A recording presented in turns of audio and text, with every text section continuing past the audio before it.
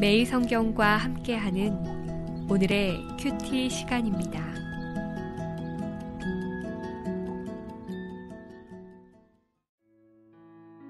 (1월 4일) 오늘의 말씀은 요한복음 1장 29절에서 42절입니다. 이튿날 요한이 예수께서 자기에게 나아오심을 보고 이르되, 보라, 세상 죄를 지고 가는 하나님의 어린 양이로다. 내가 전에 말하기를 내 뒤에 오는 사람이 있는데 나보다 앞선 것은 그가 나보다 먼저 계심이라 한 것이 이 사람을 가리킴이라. 나도 그를 알지 못하였으나 내가 와서 물로 세례를 베푸는 것은 그를 이스라엘에 나타내려 함이라 하니라. 요한이 또 증언하여 이르되, 내가 보매 성령이 비둘기같이 하늘로부터 내려와서 그의 위에 머물렀더라. 나도 그를 알지 못하였으나 나를 보내어 물로 세례를 베풀라 하신 그이가 나에게 말씀하시되, 성령이 내려서 누구 위에든지 머무는 것을 보거든 그가 곧 성령으로 세례를 베푸는 이인 줄 알라 하셨기에 내가 보고 그가 하나님의 아들이심을 증언하였노라 하니라. 또 이튿날 요한이 자기 제자 중 2사람과 함께 섰다가 예수께서 거니심을 보고 말하되, 보라, 하나님의 어린 양이로다. 2 제자가 그의 말을 듣고 예수를 따르거늘 예수께서 돌이켜 그 따르는 것을 보시고 물어 이르시되, 무엇을 구하느냐? 이르되, 랍비여, 어디 계시오니이까? 하니 랍비는 번역하면 선생이라. 예수께서 이르시되, 와서 보라. 그러므로 그들이 가서 계신 데를 보고 그날 함께 거하니 때가 10시쯤 되었더라. 요한의 말을 듣고 예수를 따르는 2사람 중에 하나는 시몬 베드로의 형제 안드레라. 그가 먼저 자기의 형제 시몬을 찾아 말하되, 우리가 메시아를 만났다 하고, 메시아는 번역하면 그리스도라. 데리고 예수께로 오니 예수께서 보시고 이르시되, 내가 요한의 아들 시몬이니 장차 게바라 하리라 하시니라. 게바는 번역하면 베드로라. 요한복음 1장 29절에서 42절 말씀을 함께 묵상하겠습니다. 예루살렘의 종교 지도자들은 세례요한이 어떤 인물인지를 알아보기 위해서 세례요한과 대화를 나누었습니다. 이 대화에서 세례요한은 자신이 메시아가 아니며 그 메시아의 오심을 준비하는 자임을 알렸습니다. 그리고 이튿날이 되었습니다. 세례요한은 자신이 증거할 예수 그리스도가 어떤 분인지 다시 한번 알려주고 있습니다. 세례요한의 예수님에 관한 첫 번째 증언은 어제 윤 목사께서 잘 표현해 주셨듯이 말씀 없는 세상에 말씀으로 오셨고 어두운 세상에 빛으로 오신 분이라고 하였습니다. 두 번째 증언이 바로 오늘 본문입니다. 예수님이 세례요한에게 세례를 받고 광야에서 사탄의 시험을 받은 후에 다시 요한에게 나아옵니다. 이 예수님의 오심을 보고 세례요한이 보라, 세상 죄를 지고 가는 하나님의 어린 양이라고 증언합니다. 여기서 어린 양은 출애굽을 연상하게 합니다. 이스라엘 백성이 출애굽하기 전날 밤 여호와의 사자가 애굽의 장자를 죽이실 때에 어린 양의 피를 바른 곳은 살게 되었죠. 예수님을 그 어린 양으로 비유합니다. 그때 어린 양은 한 집을 살렸지만 예수님은 세상 죄를 지고 죽으신 어린 양으로 온 인류를 살리신 분임을 알려주고 있습니다. 또 한 가지 유대 전통에 의하면 어린 양은 심판자의 의미를 갖고 있습니다. 그렇기에 어린 양의 의미는 이중적인 의미가 있지요. 예수님이 세상 죄를 대속해서 죽으시는 희생양의 의미가 있으며 세상 죄를 끝내는 종말론적인 심판주의 의미가 있습니다. 두 번째로 세례요한은 예수님이 성령의 세례를 베풀 자임을 알려줍니다. 요한은 자신이 예수님의 정체성을 알게 된 이유를 설명하지요. 사실 요한 자신도 예수님이 어떤 분이며 무엇을 하러 오셨는지 알지 못한다고 합니다. 하지만 물로 세례를 베풀라고 말씀하신 즉 하나님께서 성령이 내려와 머무는 자가 곧 성령으로 세례를 줄 자라고 말씀해 주셨다고 하지요. 나중에 세례 요한이 예수님께 세례를 베풀 때에 성령이 비둘기같이 예수님께 임한 것을 보았습니다. 이 광경을 목격한 세례 요한은 예수님이 성령으로 세례를 베풀 자임을 알게 되었다라고 말하고 있습니다. 예수님이 성령으로 세례를 베풀 자라는 의미가 무엇일까요? 구약에 보면 하나님께서 그의 백성에게 성령을 부으실 것이라고 종종 말씀하셨습니다. 얼마 전 우리가 요엘서를 묵상하게 되었는데요. 2장 28절에 그 후에 내가 내 영을 만민에게 부어주리니 너희 자녀들이 장래 일을 말할 것이며 너희 늙은이는 꿈을 꿀 것이며 너희 젊은이는 이상을 볼 것이라고 하셨죠. 하나님이 내 영을 부어주신다고 하셨는데요. 베드로는 이 영을 성령이라고 설교합니다. 예수님의 승천 이후 오순절에 성령이 임하셨는데 베드로가 이때 요엘 2장 28절 이하를 인용하면서 이 성령의 오심이 구약에 이미 예언되었다고 설명합니다.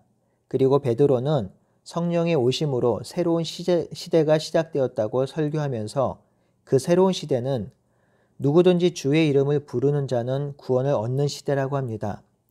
그러니 예수님께서 성령의 세례를 주는 시대는 새로운 시대로 예수를 주로 고백하며 구원을 누리는 시대가 되었음을 알려주는 것입니다.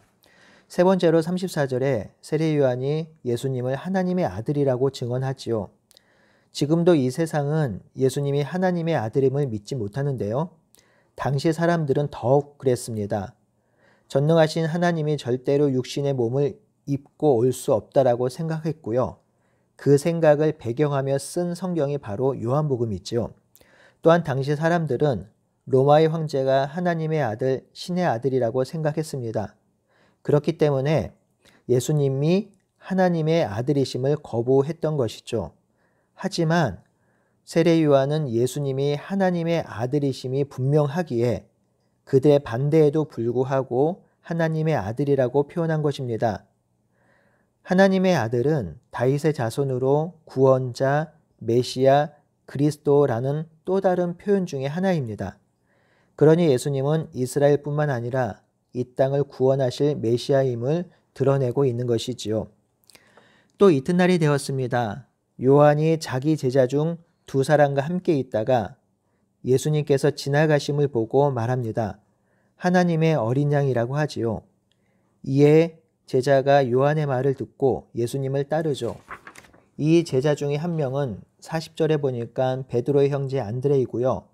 또 한 명은 정황상 요한복음의 저자 사도 요한이 아닐까 추정합니다. 요한의 제자들은 요한의 증언을 듣고 예수님께 나아갑니다. 그러자 예수님께서 그들에게 무엇을 구하느냐라고 묻지요. 예수님은 이 제자들이 어떤 모습의 메시아 그리스도를 기대하시는지 묻고 있는 것입니다. 이에 제자들은 랍비여 어디 계시오니까 라고 묻습니다. 이 물음은 지금 예수님이 어디에 유숙하고 있는지를 묻는 것이죠. 예수님과 깊은 교제를 하기 원한 모양입니다. 이에 예수님이 제자들에게 와서 보라, 직접 와서 보라고 하십니다. 그러자 제자들이 예수님이 계신 곳으로 갑니다. 그리고 그곳에서 그날을 함께 보내지요. 그곳에서 예수님은 자신을 드러내셨고 요한의 제자들은 예수님이 메시아임을 믿게 되었습니다. 성도 여러분, 요한은 자신의 제자를 예수님께 보냈습니다. 이는 요한이 자신의 사명을 잘 이해하고 있음을 보여줍니다. 세상적인 관점으로 보면 자신의 제자가 다른 스승에게 가는 것을 원하지 않습니다. 그런데 세례 요한은 자신의 제자를 예수님께 보냈지요. 이는 자신의 사명이 예수님을 증언하고 드러내는 사명임을 분명히 알고 있었기 때문입니다. 자신은 세워야 하고 예수님은 흥하여야 하기 때문입니다. 이제 예수님이 다스리는 시대가 되기에 자신의 제자가 예수님의 제자가 되어도 아무런 문제가 없는 것이죠. 우리의 삶과 사역이 이렇게 되면 좋겠습니다. 우리의 존재, 우리의 명성, 우리의 업적이 모두 예수님을 드러내기를 바랍니다. 예수님이 드러난다면 우리는 없어지고 나는 썩어져도 괜찮다란 마음이 있으면 좋겠습니다. 이 땅의 교회가 그리하면 좋겠습니다. 교회 이름, 목사 이름이 드러나는 것이 아니라 예수님이 드러나길 바랍니다. 예수님이 드러나기만 한다면 교회가 손해나는 것을 감수하는 교회가 되기를 기도합니다. 사도 바울의 고백이 생각납니다. 내가 그리스도와 함께 십자가에 못 박혔나니 그런즉 이제는 내가 산 것이 아니요 오직 내 안에 그리스도께서 사시는 것이라. 우리의 삶과 사역이 그리고 교회의 사역 이 모든 것들이 오직 예수 그리스도만 드러나길 바라고 소원합니다. 요한의 제자였던 시몬 베드로의 형제 안드레가 그 형제 시몬을 찾아갑니다. 우리가 메시아를 만났다라고 외칩니다. 요한의 제자 안드레는 예수님과 지내면서 세례 요한이 증언한 것이 진실임을 깨닫게 되었죠. 안드레는 메시아를 만났으므로 그대로 있을 수가 없었습니다. 그래서 형제 베드로에게 나아가서 내가 메시아를 만났다고 합니다. 성도 여러분, 메시아를 만나면 이렇게 됩니다. 구원자 세상의 주를 만나면 생각과 삶이 바뀝니다. 복음서에서 예수님을 만난 모든 자들은 변화되었습니다. 왜요? 예수님이 심판자이며 구원자이기 때문이죠. 예수님 안에 있음이 생명이고 예수님 밖에 있음이 사망이기에 예수님을 만난 모든 사람들이 변화되었습니다. 여기서 하나 생각해 볼 것은요. 마태복음 4장에 기록된 베드로의 부르심이 오늘 본문과 좀 다르다는 것을 보게 됩니다. 마태복음에서는 예수님이 베드로를 보자마자 부르셨고요. 베드로가 그 즉시 예수님을 따른 것으로 기록되어 있지요. 하지만 이미 그 전에 예수님과 베드로의 만남이 있었다고 생각해 볼 수 있습니다. 그 후에 예수님께서 베드로를 부르셨고 순종한 것으로 이해하면 좋겠습니다.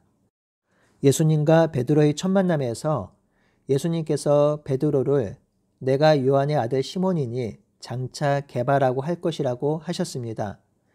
예수님은 베드로를 알기 이전에 벌써 요한의 아들 시몬인 것을 알고 계셨고 그를 개바라고 다른 이름도 지어주셨습니다. 이는 예수님 자신의 신적 능력을 보여주고 있는 것이지요. 사랑하는 성도 여러분, 우리가 믿고 신뢰하는 예수님은 세상 죄를 지고 가는 희생양이며 그 죄의 문제를 해결하는 구원자이십니다. 그 예수님의 오심으로 예수님을 주로 고백하는 자가 구원을 누리는 시대가 되었습니다. 그 일을 성취할 수 있는 분은 오직 하나님의 아들이신 예수밖에 없습니다. 그러니 예수님이 세상의 빛이고 소망이 되는 것이지요. 이 빛 되시고 소망 되신 예수님을 신실하게 붙들고 의지하며 살아가는 하루가 되기를 바랍니다. 또한 이 세상에 소망과 빛을 던져주시는 그 예수님을 세상에 삶과 말로 드러내는 우리 모두가 되기를 간절히 바라고 소원합니다. 아멘.